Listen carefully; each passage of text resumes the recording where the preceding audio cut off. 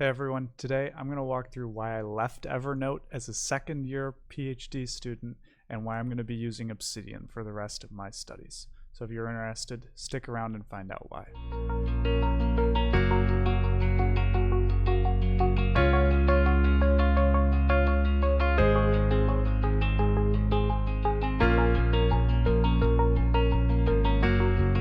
Okay, let's jump over to Evernote. And a lot of you might just say, well, was I really using Evernote that much?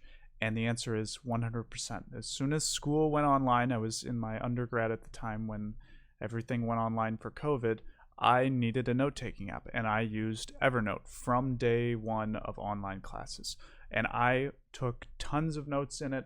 I have class notes from it. In fact, I cared so much. I continued to use it once I had finished undergrad into grad school, and I cared so much about using it that when Evernote's export to PDF was not working well for me, I actually went out of my way to create my own Python project that converts the Evernote XML like proprietary format that they use. They have their specific .enix files that they create from Evernotes, and I created a Python script to be able to convert them from the Evernote to a LaTeX PDF document.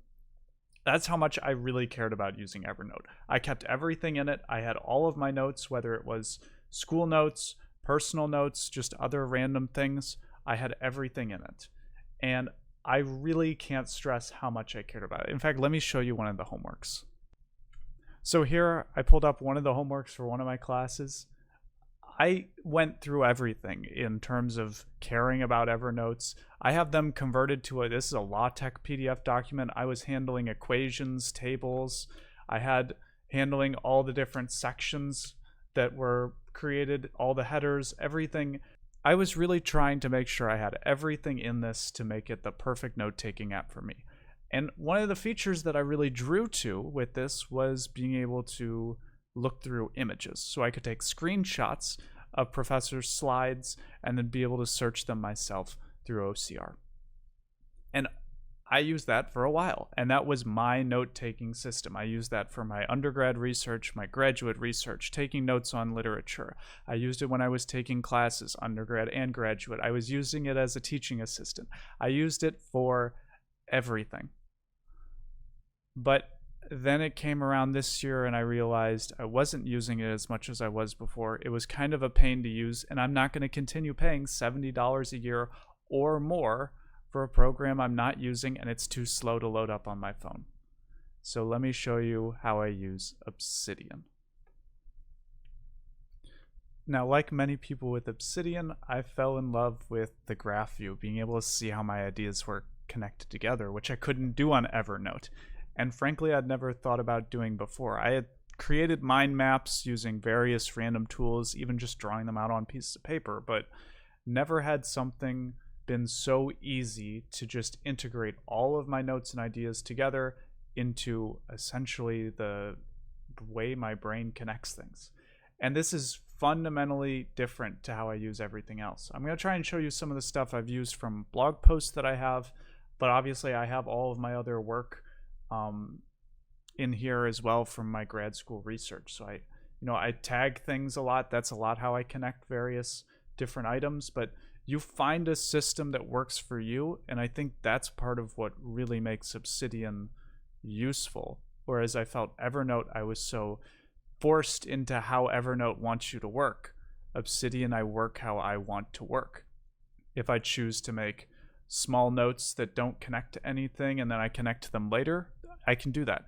If I want to make really detailed notes right now, I can do that. If I want to make lists to check all of the notes that have certain categories or have certain credentials or have certain criteria to them, I can do that. I get to work how I want to work, and that's the best part. So let's go through some of the things that I think Evernote had that I needed to make sure that I had in this. And the first one was OCR, because that was an important thing for me. So I just installed the OmniSearch feature. So now I can search for images, whether that's graphs in my repository in my vault. So I can look for graphs in my vault using OmniSearch. I can look for Bible references for all of my notes that I have for my blog. I can search for whatever it is I need to search. That's extremely useful. I can see how my notes are linked together. I can open up all of my blog posts that I've brought in here. I can look at all the different references that they have, whether they're notes I have created or not created. I can see how everything's connected in my brain. The next thing I needed to be able to do was to be able to handle my different workflow styles. Sometimes I'm creating to-do lists. Sometimes, let's see if I can open up my YouTube Kanban. Sometimes I work with a Kanban board because it's easier for me. And for me,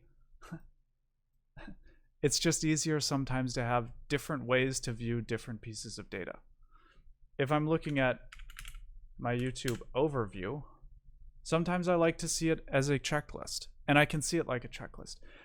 And I think the moment when I realized I could start using data views to be able to visualize all of my old things that I need to work on, that's when it really started to hit me of all of the awesome things I could get done with this one application.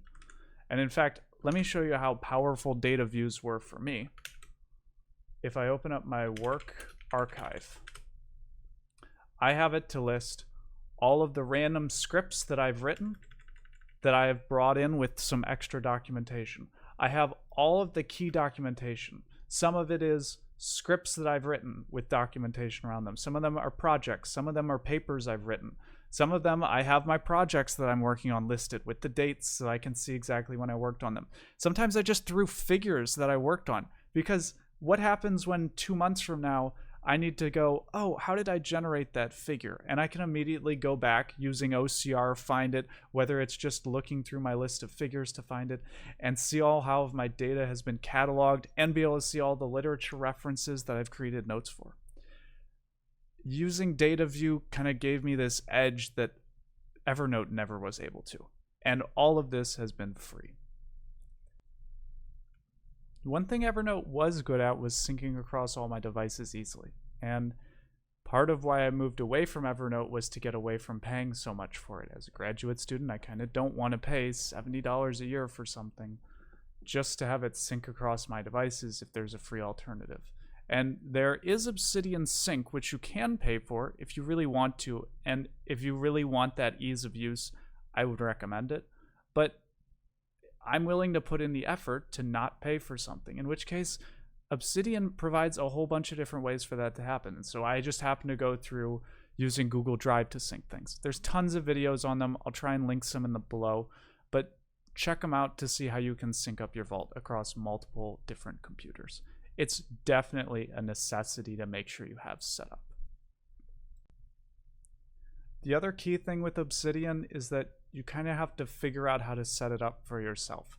I'm not going to go through and explain all of the tons and tons of different plugins there are. And by plugins, it's basically just features, which, as you can see from this list, there are many, many, many different plugins you can use. And I'm not going to go through and explain them. There are plenty of other videos explaining how to use all these different plugins. But I would recommend exploring it and trying to find what system is going to work for you. I can show you the ones that I happen to use. I can show them. These are the ones that I happen to use. Advanced tables, checklists, citations, data view.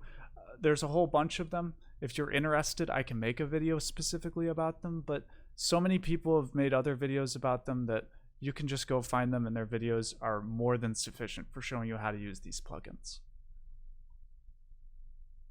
And with Drive Sync and plugins set up, you're kind of ready to just start working. There really isn't a way to do note-taking. There's a lot of options out there like Zettelkasten or setting up all your folder structures just right. And what I found is it doesn't really matter. Just start writing notes. They write that the Zettelkasten method was developed by somebody who wrote 70 books. But if you know anything about actually writing, the hard part isn't always necessarily putting all your ideas together. The hard part is just sitting down and writing. And I would recommend making sure that you put that first over trying to make sure you have the perfect data view, whether you have the perfect note documentation, whether you have the perfect layout for every single thing. You're not going to have it all perfect. And I can show you guys how I have mine set up after I've been using it, but it's less about how I use it and more about how you can use it. Just as one final note, I did find a way to connect Obsidian to ChatGPT, and so it can read through my notes and generate me new information based on those notes, in case that's something you were also wondering about. Now, this last part is kind of special for me as a programmer, and that's that I was willing to put in the work with Evernote to do things, and I'm willing to put in the work in Obsidian to do things as well, and that's why I love this plugin system and how much the community cares about it. In fact, just today, I submitted a pull request to edit one of the plugins that I have been using recently that I thought could use an additional feature.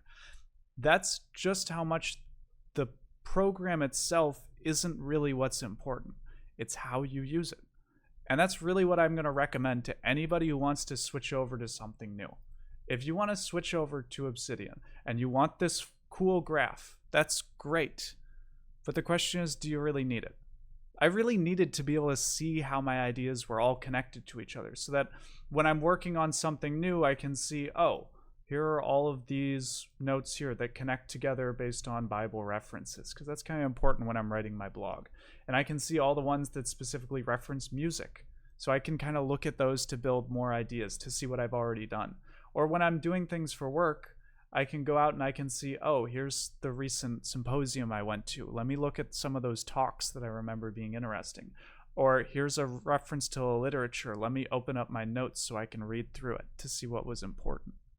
I can throw in my screenshots here from various graphs that I made from my posters and projects. I can throw in just personal notes for random things like date ideas that I'm throwing in here. There's a lot you can do with this program, and it's really up to you. And the flexibility is worth more than the cheap price that it costs. So if you're considering maybe switching which program you're using, I'd highly recommend using Obsidian. Overall, Evernote was my note-taking app of choice, and it really was useful for when I needed it. But once something no longer becomes useful, you have to be willing to move on to something that is. And for me, Obsidian is the next useful tool.